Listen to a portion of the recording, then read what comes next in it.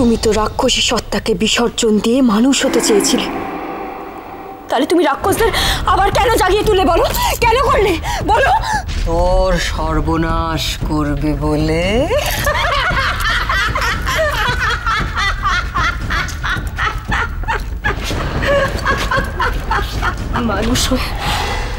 মানুষ হয়ে কি পেলাম আমি?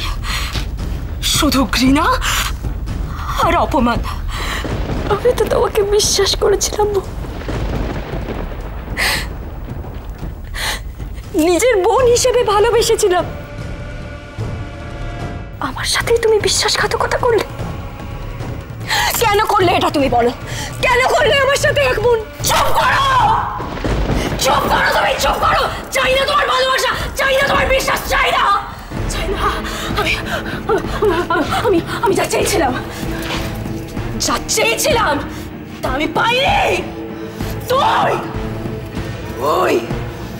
কেড়ে নিয়েছিস আমার কাছ থেকে, কেড়ে নিয়েছিস। কার কথা বলছো তুমি?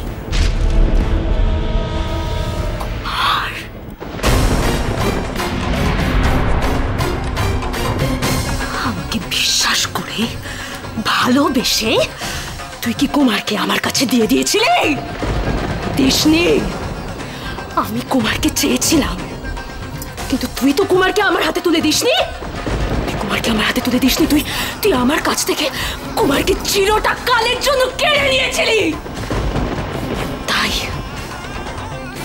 যেদিন তোর আর কুমারের বিয়ে স্থির হয়েছিল কিরণমালা, সেদিনই আমিও স্থির করে নিয়েছিলাম তোর সর্বনাশ আমি করবই করব। একটা করে গুটি সাজাচ্ছিলাম আমি, শুধুমাত্র তোর জন্য কিরণমালা।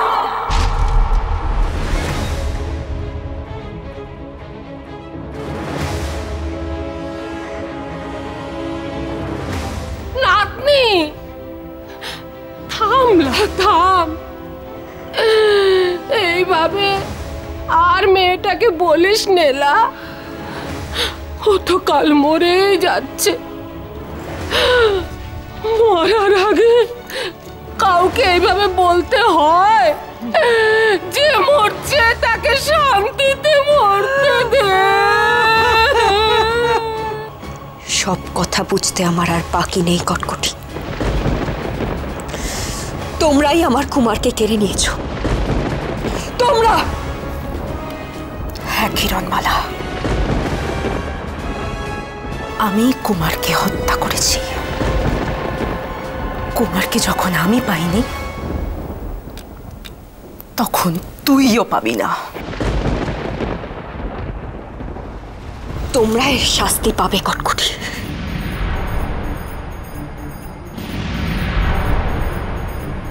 আমার কুমারকে হত্যা করার শাস্তি তোমাদের পেতেই হবে।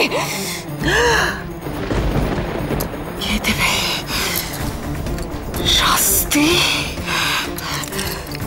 কে দেবে শাস্তি আমাদের কিরণমালা? কে? তুই?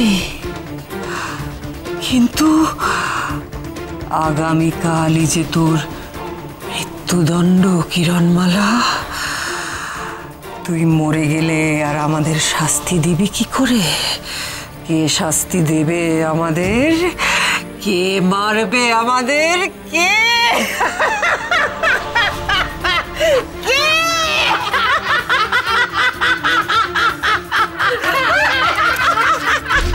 আজ রাতটাই তোমার জীবনের শেষ রাত কিরণমালা। প্রাণ ভরে কুমারের স্মৃতিকে স্মরণ করে নাও।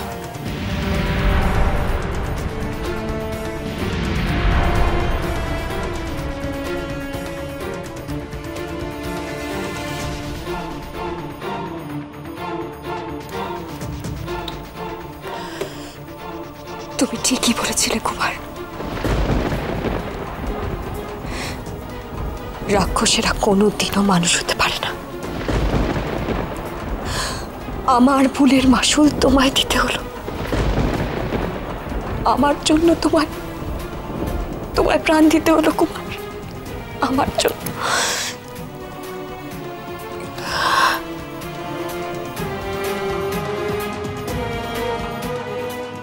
মহারাজ, যুদ্ধ ছাড়া কি আর কোনো উপায় নেই? না রানী, নেই। রাজা বিক্রম এই রক্তক্ষয়ী যুদ্ধ চাইছেন। যা কিছু ঘটতে চলেছে তার জন্য রাজা বিক্রমই দায়ী।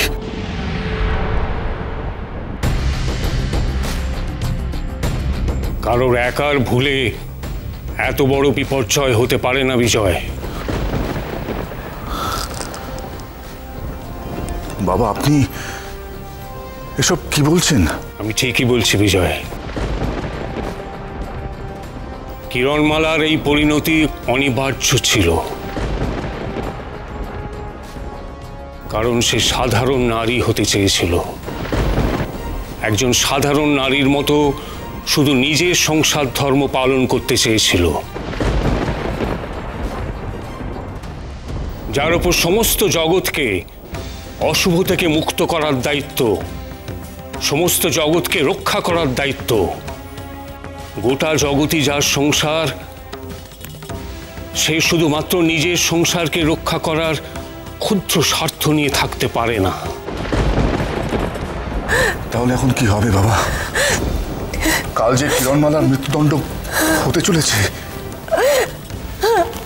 আমার মেয়েটাকে আপনি রক্ষা করুন, কিরণকে বাঁচান আপনি, আমার কিরণকে আপনি বাঁচান। তা সম্ভব নয়। স্বয়ং বিধাতাও ওকে রক্ষা করতে পারবেন না, কারণ কিরণমালা নিজেই সে পথ রুদ্ধ করে দিয়েছে। একজন সাধারণ নারীর মতো নিজের ভাগ্যের উপর ভরসা করতে হবে তাকে। এছাড়া আমার আর কিছুই বলার নেই বিজয়।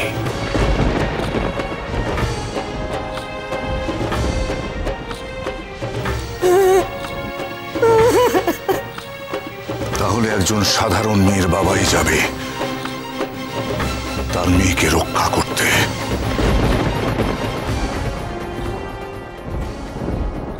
রাক্ষসী কিরণমালা শাস্তি চাই, শাস্তি চাই, শাস্তি চাই, ওই রাক্ষসী কিরণমালা শাস্তি চাই, শাস্তি চাই, শাস্তি চাই, শাস্তি চাই।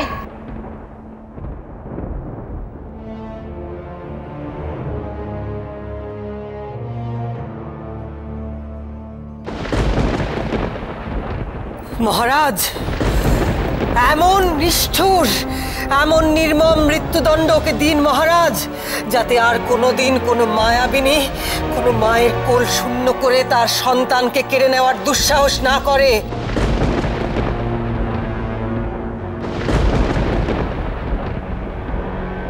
এমন মৃত্যুদণ্ড ওকে দিন মহারাজ। হ্যাঁ, তাই হবে। ওকে নির্মমের থেকেও ভয়ঙ্কর মৃত্যুদণ্ড দেব আমি। আমার কুমারকে হত্যা করে ও পাথরে পরিণত করেছে। না জানি আমার কুমার মৃত্যুর সময় কতই না ছটফট করেছে, তার থেকেও দ্বিগুণ ছটফট করবে তুমি কিরণমালা। অমৃতনগরীর রাস্তা দিয়ে ওকে টানতে টানতে তেপান্তরের মাঠে নিয়ে যাও, সেখানে ওকে বেঁধে রাখো। ক্ষুধা তৃষ্ণায় ও ছটফট করবে, এক ফোঁটা জল চাইবে তুমি কিরণমালা, কেউ তোমাকে জল দেবে না। হিংস্র জন্তু জানোয়াররা তোমাকে ছিঁড়ে খাবে। একটু একটু করে মৃত্যু তোমার দিকে এগিয়ে আসবে কিরণমালা। তুমি তোমার মৃত্যু নিজের চোখে দেখবে।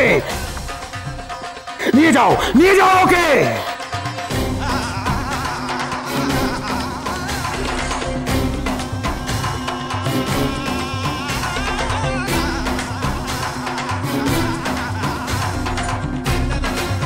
ফিরবে,